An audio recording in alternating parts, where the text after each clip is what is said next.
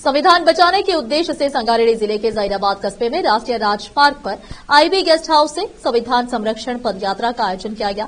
जहीराबाद कस्बे में राष्ट्रीय राजमार्ग पर अंबेडकर की प्रतिमा पर माल्यार्पण करने के बाद संविधान की प्रति लेकर कस्बे के बाहरी इलाके में विशाल जुलूस निकाला गया। इस अवसर पर बोलते हुए पूर्व मंत्री चंद्रशेखर ने कहा कि गृह मंत्री अमित शाह अंबेडकर को पचा नहीं पाते और अंबेडकर के खिलाफ बोलते हैं। पूर्व मंत्री चंद्रशेखर ने मांग की कि संसद में अंबेडकर के खिलाफ अहंकारी टिप्पणी करने वाले गृह मंत्री अमित शाह को तुरंत बर्खास्त किया जाए। उन्होंने कहा कि कांग्रेस पार्टी के आह्वान पर जहीराबाद कस्बे में संविधान की रक्षा के लिए मार्च निकाला गया। उन्होंने कहा कि डॉक्टर भीमराव अंबेडकर द्वारा लिखे गए संविधान के कारण देश के सभी लोगों को लाभ मिल रहा है और ऐसे संविधान की रक्षा करना सभी की जिम्मेदारी है।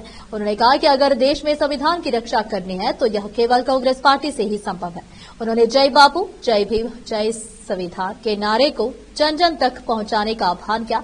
इस कार्यक्रम में कांग्रेस पार्टी के जिला अध्यक्ष टीएसआईआईसी चेयरमैन निर्मला जयप्रकाश रेड्डी, कांग्रेस पार्टी के नेता धनलक्ष्मी, पार्टी के नेता और कार्यकर्ता रैली में शामिल हुए। जहीराबाद से मोहम्मद नेमतुल्लाह की रिपोर्ट।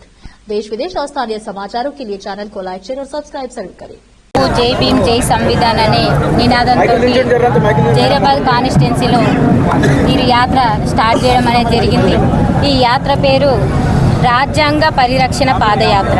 అంటే మన రాజ్యాంగాన్ని మనం బ్రతికించుకోవడం కోసం ఈ కాంగ్రెస్ పార్టీ తరఫున ఏఐసిసి ఆదేశాల మేరకు, నేషనల్ ప్రెసిడెంట్ మల్లికార్జున ఖార్గే గారి ఆదేశాల మేరకు, అదేవిధంగా కాబోయే మా ప్రధానమంత్రి రాహుల్ గాంధీ గారి సూచనల మేరకు ఈ యాత్ర చేయడం అనేది జరుగుతుంది।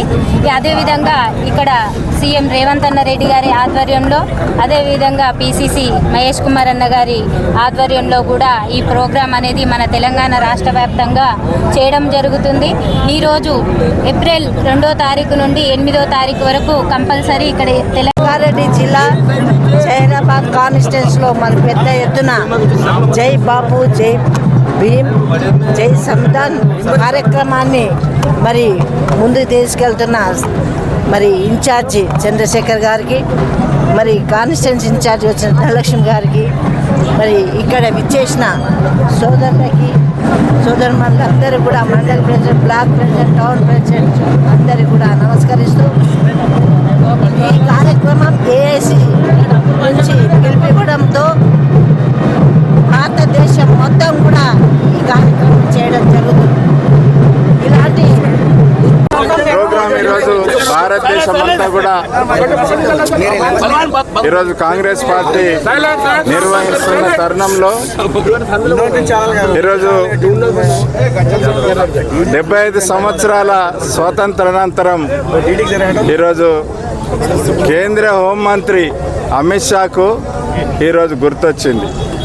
ఆయన అమిత్ షా ఏ రకంగా ఈరోజు హోంమంత్రి అయినది అనే జ్ఞానం కూడా లేకుండా ఈరోజు రాజ్యాంగం అవసరం లేదు, అంబేద్కర్ గారిని పూజించాల్సిన అవసరం లేదని చెప్పేసి పార్లమెంట్లో చెప్పిన పరిస్థితిలో ఈరోజు భారతదేశం అంతా కూడా కాంగ్రెస్ పార్టీ కాదు, అన్ని కులాల వారు, అన్ని మతాల వారు ఈరోజు అంబేద్కర్ గారు రాసిన రాజ్యాంగం ప్రకారం అందరికీ సమాన హక్కులు వచ్చిన తరుణంలో ఆ విధంగా కామెంట్ చేసిన అమిత్ షాను వెంటనే బర్తరఫ్ చేయాలని చెప్పేసి మేమందరం కూడా భారతదేశం అంతా కూడా డిమాండ్ చేస్తూ ఉన్న పరిస్థితులు దాంట్లో